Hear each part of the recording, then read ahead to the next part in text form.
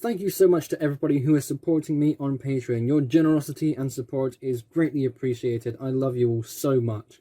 If you like what I do and want to support me in a more personal way, then consider joining my Patreon page today. There will be a link at the top of the description. Hello and welcome to a review video for some narrow gauge track pieces I purchased from TrixBrix.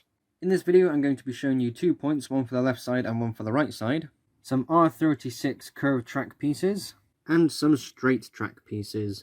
I'm going to start off with the points. Now, I was actually quite excited to get a hold of these because narrow gauge track, at least in my opinion, isn't expanded on too much. TrixBrix do sell some more narrow gauge related track pieces, but with how practical it could be to actually apply them to a layout is somewhat limiting. Not many people really expand upon narrow gauge. Narrow gauge layouts aren't that common. But it's always nice to experiment with this, and it's actually really exciting to get these pieces, especially seeing how it's been put together. As you can see here, this is not one whole piece. And that's probably a good thing, because if it comes to manufacturing this and something goes wrong halfway through, you're likely going to have to scrap the entire thing. So this is something that can be put together in 3 pieces, and it snaps together really easily. The points as well, the actual lever themselves, is made so it's more stud orientated rather than a more physical switch piece, which I think is quite good, but I don't really know what you're gonna put on there. But nonetheless, I think it's been put together really nicely. These switches move at an R36 radius curve, so if you want to turn out the siding into a straight line, an additional R36 narrow gauge curve will be needed. Now, one thing I think is quite amazing is that one of these pieces for each point is sort of a half curve of the R36 radius curve piece itself. Now, you can only really get this from what I've seen on their website with this piece. It's kind of exclusive. But it's also quite interesting how that's, a thing. It fits to this switch point as if it was just another piece of narrow gauge track. So potentially you could get a few of these, get some half corners, and, do something interesting with your layout. And here is another look of the half curve that comes with the switch connected to a full R36 narrow gauge curve piece. Since we're talking about curves, let's move on to those in proper detail now, shall we? As I mentioned earlier when talking about the points, these curved pieces are R36. On TrixBrix, I couldn't find anything that was any other radius, and I think they R36 switches were the only ones that they were doing in narrow gauge size. So it kind of makes sense to kind of have some more of these available. I bought enough of these curved pieces to make a full circle, and the 2 additional ones for the switches. So here is a full circle of R36 narrow gauge track, and here it is in comparison to a full circle of standard Lego narrow gauge curved pieces. I don't think I've ever seen this before. This is quite mesmerizing, especially when you're looking at it from a bird's eye view.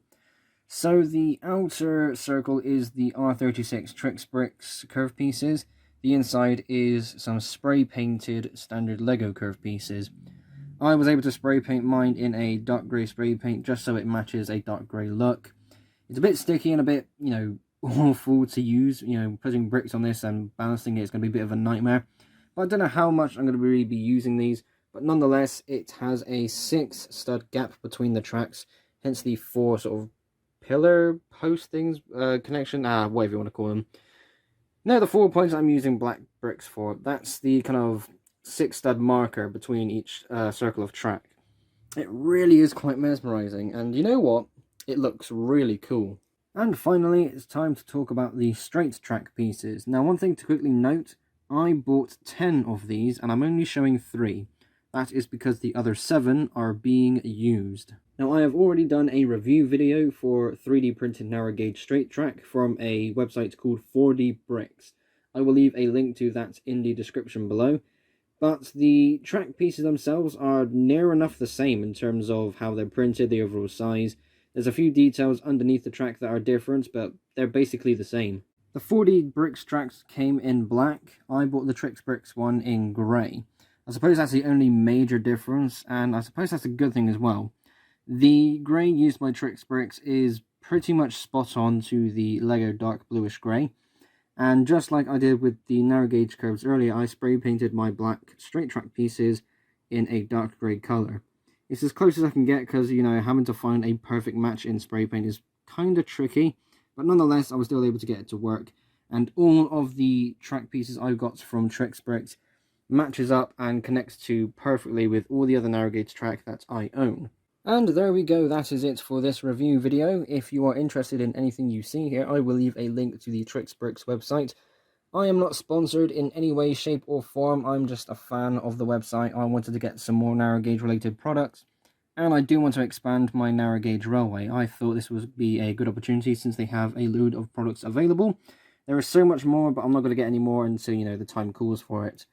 Thank you to everybody who is supporting me on Patreon. If you want to support me in a more personal way, follow the link at the top of the description, and the steps from there on to support me on Patreon should be nice and easy. Thank you all ever so much for watching. Be sure to like and subscribe if you haven't already. I will see you all in the next episode. Bye.